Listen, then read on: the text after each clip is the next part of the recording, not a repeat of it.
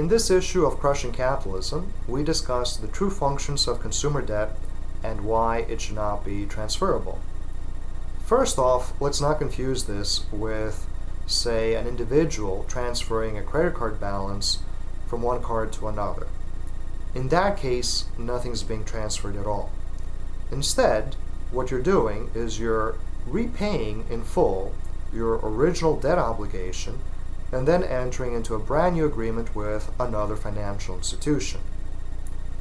On the other hand, when financial institutions unilaterally buy and sell our consumer debt, whether it's our mortgages, or student loans, or anything else, what they are doing is forcing us into relationships with third parties that we may not have wanted to enter into. Now you tell me, how is this different from a form of neo-slavery or pimping? In fact, this is a form of commodification where the modern-day slave trader or pimp has become the financial institution that buys and sells us as debt whores for the purchase price, which is represented by our overall levels of debt. So why would it not be a good idea to transfer debt? On the one hand, as I explained, I'm not comfortable with the idea of somebody being able to buy and sell me without my consent through my debt. That makes me into a debt whore. On the other hand, it is functional for the economy to force lenders to stick with their loans. For example, the housing collapse of 2008 had a lot to do with unscrupulous originators, mortgage originators, giving people that should never have gotten a loan whatever loans they wanted. In some cases, they were called ninja loans, where there was no verification of income or assets or anything, because these originators would make a lot of money through fees, and then instead of having skin in the game, meaning that they would have a reason to be concerned whether or not these people can repay the loans, they would securitize them, which is a fancy way of saying that they would make them into a financial investment and sell it off to a third party, which would be stuck with the concern of whether or not these people can pay off their mortgages. And of course, since everybody got a mortgage that should never have gotten one, eventually they were not able to pay them, and as we all know, one thing led to another, including the housing collapse. On the other hand, corporations should also not be able to have our debt live even after they themselves have died. A corporation dies when it files for bankruptcy.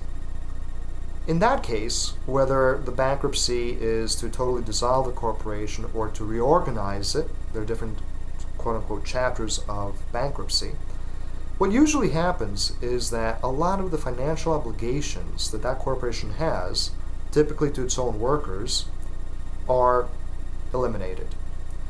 Which is why a lot of corporations use what we call today strategic bankruptcies to get rid of their financial obligations to others. Well, why not also eliminate the financial obligation of others toward the corporation when it files for bankruptcy? If a company is not going to be around, then also eliminate the loans that it gave to others. For example, if a bank has been mismanaged into the ground and goes under, forgive all the loans. Give the title back to the people that have the homes.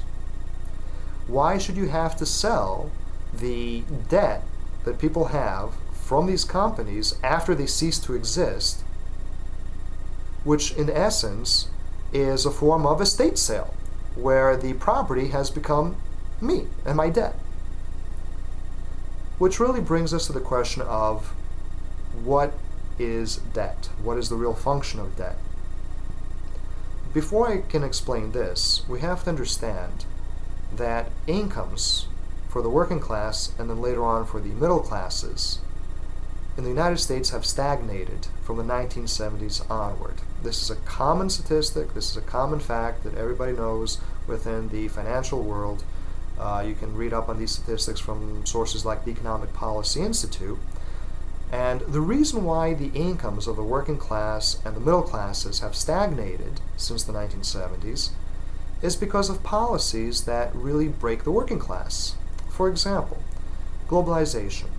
When a corporation builds a factory in China to have 50 cents an hour labor versus the United States, that's going to drive wages down in the United States or keep them from rising. You have many policies in the United States oriented toward breaking unions, which a lot of times is applauded in the corporate world.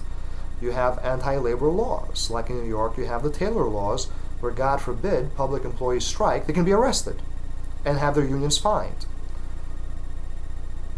Because the wages, as a result of all these policies, could not keep up with the cost of living, the working class was forced into borrowing. And then later on, so was the middle class, in order to maintain its living class or its middle class living standards that we associate with the United States today.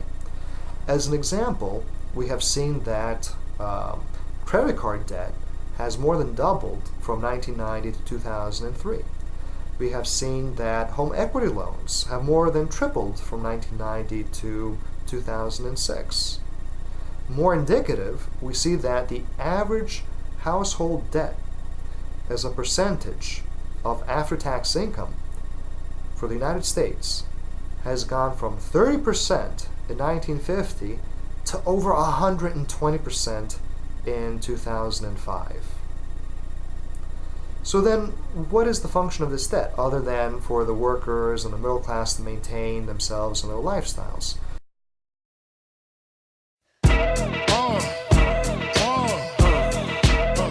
Come on. Hot, sicker than your average. Papa twist cabbage off instinct. Niggas don't think shit stink. Pink Gators, my Detroit players. Tim's for my hooligans in Brooklyn. Dead right, if the head right, Biggie there every night. Papa been smooth since days of under rules. Never lose, never choose to. Bruise, cruise, who? Do something to us. Talk, go through us. Girls walk to us.